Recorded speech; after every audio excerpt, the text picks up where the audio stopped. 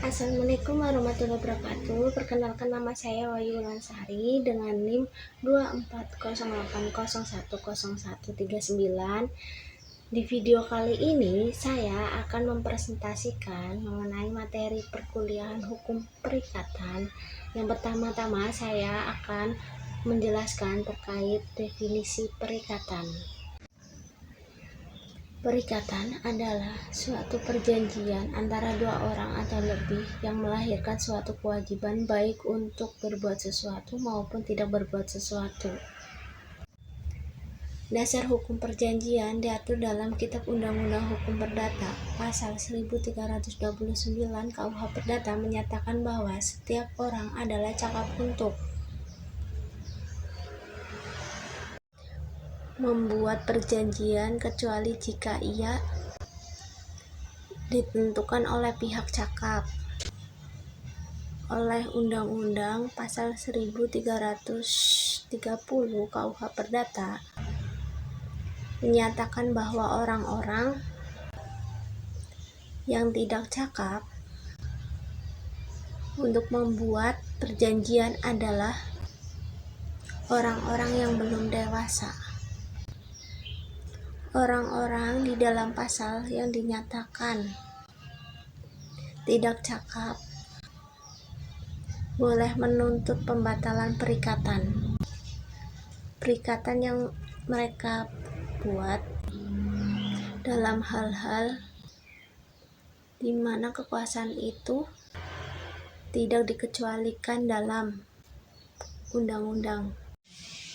Kedua, dasar hukum perikatan berdasarkan KUH Perdata meliputi perikatan yang timbul dari persetujuan, perikatan yang timbul dari undang-undang, perikatan terjadi bukan perjanjian, perbuatan melawan hukum, dan perwakilan sukarela. Yang ketiga, sumber perikatan. Sumber terjadinya perikatan diatur dalam Kitab Undang-Undang Hukum Perdata. Sumber perikatan berdasarkan undang-undang terbagi menjadi dua, yaitu perikatan yang lahir dari perjanjian dan perikatan yang lahir dari undang-undang. Pasal 1233 KUH Perdata menyatakan bahwa tiap-tiap perikatan dilahirkan baik karena persetujuan. Pasal 1352 KUH Perdata menyatakan bahwa perikatan yang lahir karena undang-undang bersumber dari undang-undang dan berasal dari akibat perbuatan manusia.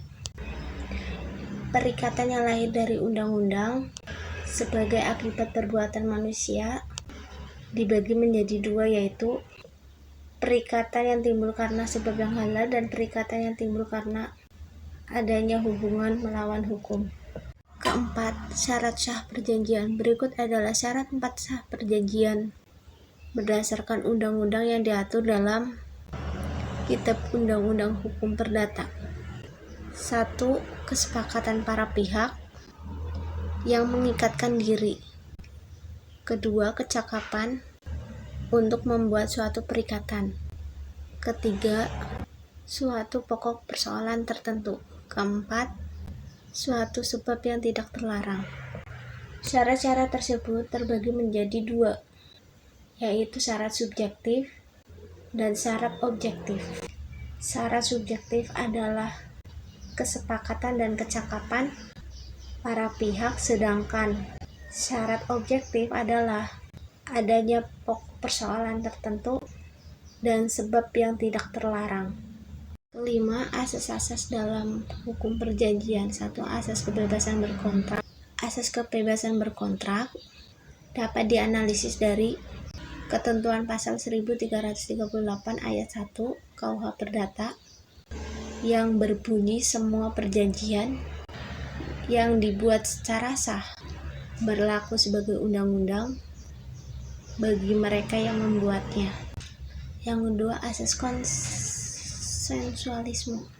Asas konsensualisme dapat disimpulkan dalam pasal 1320 ayat 1 KUH Perdata. Pasal tersebut ditentukan bahwa salah satu syarat sahnya perjanjian adalah adanya kata kesepakatan antara kedua belah pihak. Asas ini merupakan asas yang menyatakan bahwa perjanjian pada umumnya tidak diadakan secara formal, melainkan cukup dengan adanya kesepakatan kedua belah pihak.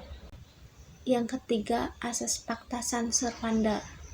Pasal 1338 ayat 1 KUH Perdata menyatakan bahwa semua perjanjian yang dibuat secara sah berlaku sebagai undang-undang bagi mereka yang membuatnya. Setiap orang yang membuat kontraknya dan terikat untuk memenuhi kontrak tersebut. Kewajiban untuk memenuhi prestasi dari debitur lalu disertai dengan tanggung jawab, artinya debitur mempertaruhkan harta kekayaannya sebagai jaminan pemenuhan hutangnya kepada kreditor. Dengan demikian, objek perikatan atau perjanjian adalah satu, untuk memberikan atau menyerahkan sesuatu, contoh perjanjian jual beli tukar menukar. 2. Berbuat sesuatu, contoh membuat lukisan, perjanjian perburuhan. Dan tidak berbuat sesuatu, contoh tidak mendirikan perusahaan sejenis. Wan prestasi adalah suatu keadaan di mana seorang debitur tidak melakukan janji atau tidak melaksanakan prestasi. Jika apabila debitur tidak melakukan apa yang dijanjikan akan dilakukannya, maka ia dikatakan wan prestasi. Tidak terpenuhinya debitur. Jika apabila debitur tidak melakukan apa yang dijanjikan akan dilakukannya, maka ia dikatakan melakukan wan prestasi. Tidak terpenuhinya kewajiban debitur tersebut memiliki dua alasan. Di antaranya, satu, karena keadaan memaksa, tidak di luar kemampuan debitur. Dalam hal ini debitur tidak bersalah. Kedua, karena kesalahan debitur, baik kesengajaan maupun kelalaian. Menurut pasal 1339 KUH Perdata, perjanjian-perjanjian tidak hanya mengikuti untuk hal-hal yang dengan tegas dinyatakan di dalamnya, tetapi juga segala sesuatu yang menurut sifat perjanjian ini yang diharuskan oleh kepatuhan, kebiasaan, atau undang-undang. Ketujuh, kategori wan prestasi antaranya tidak melakukan apa yang disanggupi akan dilakukannya, melaksanakan apa yang dijanjikan tetapi tidak sebagaimana dijanjikan, melakukan apa yang dijanjikan tetapi terlambat, melakukan sesuatu yang menurut perjanjian yang tidak boleh dilakukan. Kedelapan, akibat dari wan prestasi.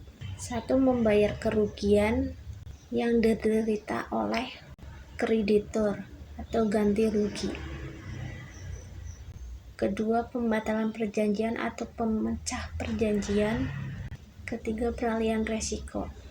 Kewajiban untuk memikul kerugian jika terjadi suatu peristiwa di luar kesalahan salah satu pihak yang menimpa barang dan menjadi objek perjanjian sesuai dengan pasal 1237 KUH Perdata. Yang kesembilan, jenis-jenis perikatan. Yang pertama adalah perikatan untuk berbuat sesuatu. Kalau kita melihat atau membaca pada pasal 1235 KUH Perdata, maka perikatan itu adalah perbuatan yang bersifat konsensual. Ya, kita lihat di sini awal mula terjadinya perikatan di mana debitur dan kreditur itu sepakat, kemudian debitur setelah mereka bersepakat menyerahkan barang kepada kreditur kalau itu perikatannya adalah perikatan jual beli. Kemudian objek dari perikatan adalah barang atau jasa, dan subjek yang dikatakan dalam perikatan di sini adalah debitur dan kreditur. Kemudian di pasal 1236 timbul pertanyaan bagaimana jika kalau debitur tidak memenuhi kewajibannya, maka berdasarkan pasal 1236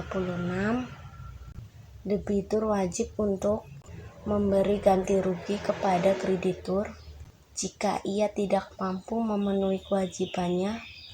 Ini yang disebut dengan pembunuhan prestasi.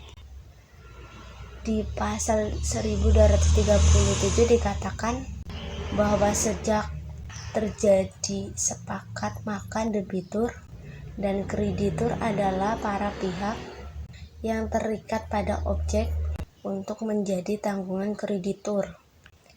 Manakala debitur lalai, maka barang menjadi tanggungan debitur sejak lalainya debitur. Selanjutnya, kapan sih debitur dikatakan lalai? Maka kita harus melihat di pasal 1238 kapan debitur lalai: ketika debitur tidak melakukan apa yang dijanjikan. Kedua, juga bisa debitur melakukan apa yang dijanjikan tetapi terlambat. Yang kedua, perikatan untuk tidak berbuat sesuatu ini bertolak belakang atau lawan perikatan untuk berbuat sesuatu. Di pasal 1239 dikatakan bahwa tiap-tiap perikatan untuk berbuat sesuatu atau tidak berbuat sesuatu apabila si berutang tidak memenuhi kewajibannya mendapatkan penyelesaiannya dalam kewajiban memberikan penggantian biaya, rugi, dan bunga. Selanjutnya di pasal 1242 dikatakan juga bahwa jika perikatan itu bertujuan untuk tidak berbuat sesuatu, maka pihak yang manapun jika yang berbuat berlawanan dengan perikatan karena melanggar, dan karena itu pun saja karena wajiblah ia akan penggantian biaya, rugi, dan bunga. Nah, kemudian bagaimana dengan perikatan bersyarat?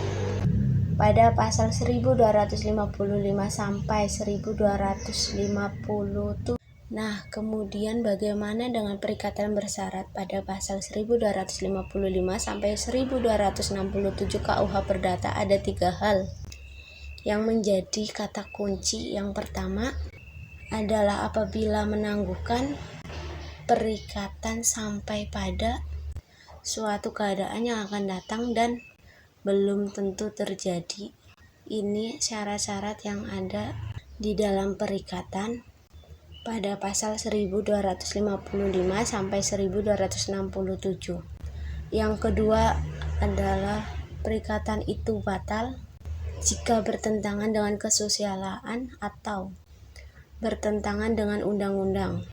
Kemudian syarat yang ketiga yaitu apabila perikatan ini tujuannya untuk tidak melakukan sesuatu yang tak mungkin terlaksana.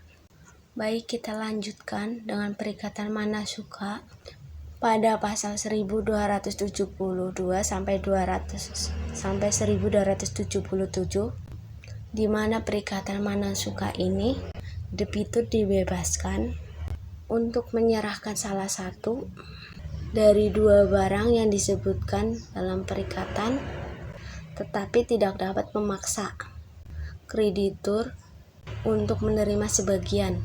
Kemudian dalam perikatan ini juga hak memilih ada pada debitur jika tidak tegas ditentukan oleh kreditur. Bagaimana dengan perikatan tanggung renteng atau tanggung menanggung? Ini mungkin ketika suatu perikatan ada pada lembaga koperasi. Bagaimana dengan KUH Perdata? Diatur yaitu di pasal 1278 sampai 1295, di mana perikatan tanggung renteng ini terjadi di antara beberapa kreditur. Kreditur dapat memilih, debitur berhak memilih untuk membayar utang kepada satu kreditur atau lainnya selama belum digugat oleh salah satu kreditur. Dalam hal ini harus dinyatakan secara tegas sebagai perikatan tanggung renteng. Perikatan yang dapat dibagi-bagi dan tidak dapat dibagi-bagi di pasal 1296 dinyatakan bahwa barang yang penyerahannya atau pelaksanaannya dapat dibagi secara nyata maupun perhitungannya, maka ini disebut dengan perikatan yang dapat dibagi. Di pasal 1297, jadi meskipun barang atau perbuatan dapat dibagi, tetapi jika sifat perikatan tidak menghendaki, maka barang tidak dapat dibagi-bagi. Kemudian di pasal 1301, tiap debitur bersama-sama menanggung utang yang tidak dapat dibagi-bagi meskipun perikatannya tidak dibuat secara tanggung renteng. Perikatan dengan ancaman hukuman. Pasal 1304 sampai 1312 KUH Perdata. Ada 3 kesimpulan dari pasal-pasal tersebut. Yang pertama, apabila debitur lalai maka ia dikenai hukuman tertentu sebagai tambahan kewajibannya. Yang kedua, batalnya perikatan pokok mengakibatkan batalnya ancaman hukuman. Dan yang terakhir adalah kreditur dapat menuntut dipenuhinya perikatan pokok daripada menuntut hukuman jika debitur lalai. 10. Hapusnya hukum perikatan menurut pasal 1381 KUH Perdata adalah sebagai berikut. Pembayaran adalah segala bentuk pemenuhan prestasi. Pada pasal 1382 KUH Perdata menyatakan bahwa tiap-tiap perikatan dapat dipenuhi oleh siapapun yang berkepentingan seperti orang yang turut berutang atau penanggung utang. Suatu perikatan bahkan dapat dipenuhi oleh pihak ketiga yang tidak berkepentingan asal pihak ketiga itu bertindak atas nama dan untuk melunasi utang debitur, atau asal ia tidak mengambil alih hak-hak kreditur sebagai pengganti jika ia bertindak atas namanya sendiri. Yang kedua, penawaran pembayaran tunai diikuti dengan penitipan atau konsinyasi. Pasal 1382 sampai 1403 KUH Perdata. Apabila seorang kreditor menolak pembayaran yang dilakukan oleh debitur, debitur dapat melakukan penawaran pembayaran tunai atas utangnya. Dan jika kreditur masih menolak, debitur dapat menitipkan uang atau barangnya di pengadilan. Yang ketiga, novasi atau pembaruan utang. Pasal 1413 sampai 1424 KUH Perdata merujuk pada pasal 1413 KUH Perdata. Terbagi 3 macam pembaruan utang, yaitu pembaruan objek utang, pembaruan debitur, pembaruan kreditur. Yang keempat, perjumpaan utang atau kompensasi. Perjumpaan utang atau kompensasi terjadi jika antara dua pihak saling berutang antara satu dan yang lain, sehingga apabila utang tersebut masing-masing diperhitungkan dan sama nilainya, kedua belah pihak akan bebas dari utang. Pada pasal 1425 KUH Perdata menyatakan bahwa jika dua orang saling berutang satu pada yang lain, maka terjadilah antara mereka suatu kompensasi dengan mana utang-utang antara kedua orang tersebut dihapuskan dengan cara dan dalam hal-hal yang akan disebutkan sesudah ini. Yang kelima, percampuran utang atau konvensio. Pasal 1436 KUH Perdata menyatakan bahwa apabila kedudukan sebagai kreditor dan debitur berkumpul pada satu orang, maka terjadilah demi hukum suatu percampuran utang dengan mana piutang dihapuskan. Keenam, pembebasan utang. Apabila kreditor telah membebaskan penanggungan utang, hal ini berarti bahwa si kreditor merelakan piutang kepada debitor sebagai utang yang tidak ditanggung oleh penanggung. Yang ketujuh, musnahnya barang yang terutang. Musnahnya barang yang terutang diatur dalam pasal 1444 dan pasal 1445 KUH Perdata. Merujuk pada kedua pasal tersebut, dapat disimpulkan bahwa jika suatu barang tertentu yang dijadikan objek perjanjian musnah, tidak dapat lagi diperdagangkan atau hilang, hapusnya perikatannya kecuali kalau hal tersebut terjadi karena kesalahan debitur atau debitur telah lalai menyerahkan sesuatu sesuai dengan waktu yang telah ditentukan. Kedelapan, kebatalan dan pembatalan perjanjian. Bentuk pembatalan yaitu apabila tidak terpenuhinya unsur subjektif seperti suatu perjanjian lahir karena adanya cacat kehendak atau karena ketidakcakapan. Sedangkan kebatalan yaitu apabila tidak terpenuhnya objektif seperti perjanjian yang tidak memenuhi syarat objek tertentu. Kesembilan, berlakunya syarat batal. Hapusnya perikatan yang diakibatkan oleh berlakunya syarat batal terjadi jika perikatan yang dibuat oleh para pihak adalah perikatan dengan syarat batal, dan apabila syarat itu terpenuhi, maka perikatan dengan sendirinya batal, yang berarti mengakibatkan hapusnya perikatan tersebut. Lalu yang terakhir, lewatnya waktu atau daluarsa. Lewat waktu adalah suatu sarana hukum untuk memperoleh sesuatu atau suatu alasan untuk dibebaskan dari suatu perikatan dengan lewatnya waktu tertentu dan dengan terpenuhinya syarat-syarat yang ditentukan oleh undang-undang. Daluarsa dapat dibagi menjadi dua macam, yaitu satu, daluarsa untuk memperoleh hak milik atau atas suatu barang. Kedua, daluarsa untuk dibebaskan dari suatu perikatan atau dibebaskan dari tuntutan. Pasal 1967 KUH Perdata mengatur semua tuntutan hukum, baik yang bersifat kebendaan maupun yang bersifat perorangan, hapus karena lewat waktu dengan lewatnya waktu 30 tahun. Sedangkan orang yang menunjuk adanya lewat waktu itu tidak usah menunjukkan suatu atas hak dan terhadapnya tidak dapat diajukan suatu tangkisan yang didasarkan pada itikat buruk. Baik, lebih dan kurangnya mohon dimaafkan. Wabillahi taufik wal hidayah. Wassalamualaikum warahmatullahi wabarakatuh.